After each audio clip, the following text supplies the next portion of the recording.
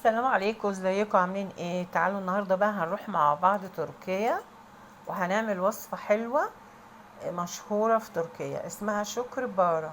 شكر بارا، شكر باري، زي ما يعني كذا ناس بتحطها باسم مختلف.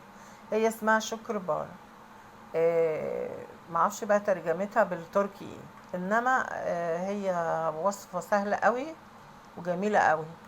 يعني اكنك يعني نقوله بتاكلي بسبوسة كده، هي حلوة وجميلة وكأنك بتاكلي بسكوت، بتاكلي بسبوسة كده. معانا كوباية الا ربع سمنة، ومعايا كوباية الا ربع سكر، هضربهم مع بعض بمضرب البيض بالمضرب. ومعانا بيضتين، وكوباية الا ربع دقيق سميد، واتنين باكو فانيليا، وكوبايتين ونص دقيق، وباكو بيكنج باودر او خميرة الحلوى. هضرب بقى السمنة مع السكر. طبعا السمنة كانت جامدة شوية عشان كانت في التلاجة، هسيبها لغاية ما تاخد حرارة المطبخ وتفك شوية. ممكن تحطي السمنة على الزيت، وممكن تحطي زبدة، وممكن تحطي سمنة، بس انا عملت سمنة بس. هضرب بقى السكر كده زي ما هو كده، مع شايفين مع السمنة، لحد كده ايه ما يبقى كريمي شوية. هدخل عليه بقى، هنزل عليه بالبيضتين، بيضتين كبار، وهنزل بواحدة واحدة كده يعني بالراحة، وهخلطهم برضو مع بعض، وهنزل باتنين باكو فانيليا. كل بيضة بتحتاج باكو فانيليا. خلي بالكوا الصوت ممكن يكون متأثر شوية عشان التكييف شغال، فمعلش اعذروني، انا بحاول ازعق يعني واعلي صوتي اكتر من كده. وبعد كده ضربت البيض مع السكر مع السمنة، يعني كوباية الا ربع سمنة، كوباية الا ربع سكر، اتنين بيضة، اتنين باكو فانيليا، ضربتهم مع بعض.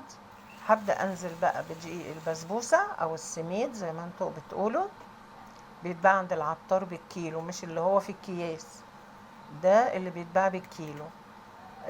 ضربتهم بقى مع بعض كويس قوي. خلاص بقى كده، بعد كده هنزل بالدقيق البسبوسة او السميد، وهشيل المضرب خلاص لاني هعجن بايديا.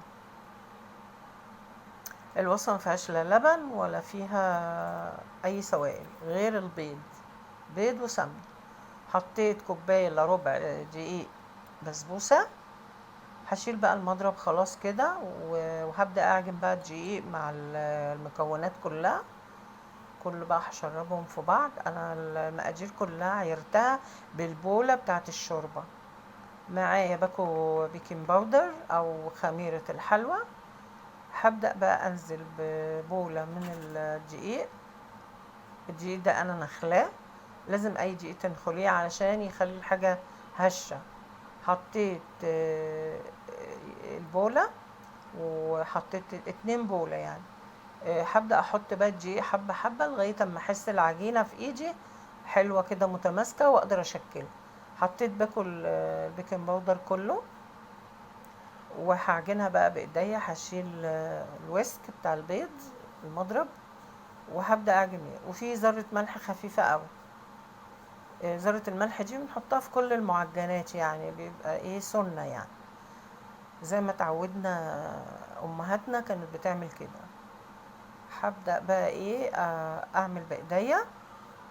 متنسوش لو لحد دلوقتي لسه معايا، متنسوش تعملوا لي لايك، وقولوا لي ايه رأيكم في الوصفة، وجربوها مش هتندموا ابدا بجد.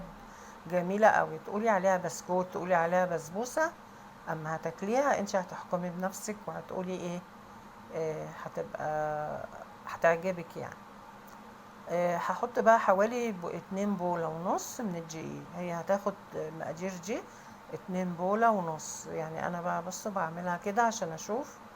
هكورها بعد كده كور، واعملها بالشوكة وهدخلها في الفرن على طول. يعني انا هشغل الفرن، وبعد كده هحط الشربات على النار او الشيرة او السيرب، وبعد كده هدخلها الفرن. شايفين كده جميلة. ممكن احط لها شويه دقيق كمان، هحط لها شويه دقيق كمان، وهشرب الدقيق كله بقى في قلب الخلطه دي. وهبدا اشكله بقى في الصينيه. صينيه مش مدهونه، مش هدهن الصواني خالص.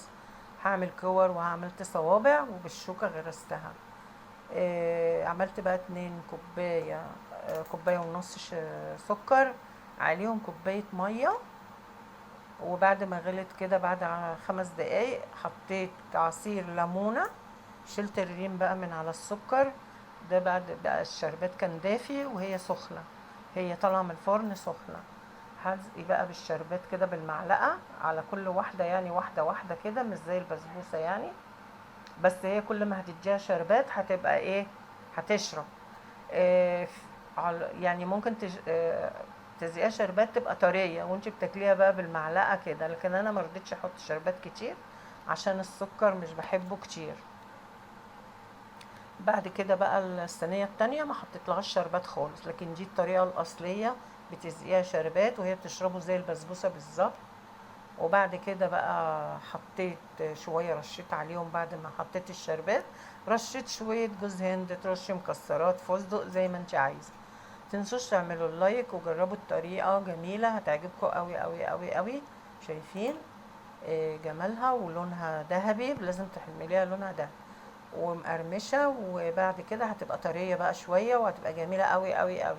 تنسوش اللايك والشير وكومنت حلو كده زيكم، اوعى تنسوا اللايك. شكرا والى اللقاء في وصفة تانية مع شكربارة. هتغيروا رأيكم خالص في البسبوسة. شكرا والسلام عليكم.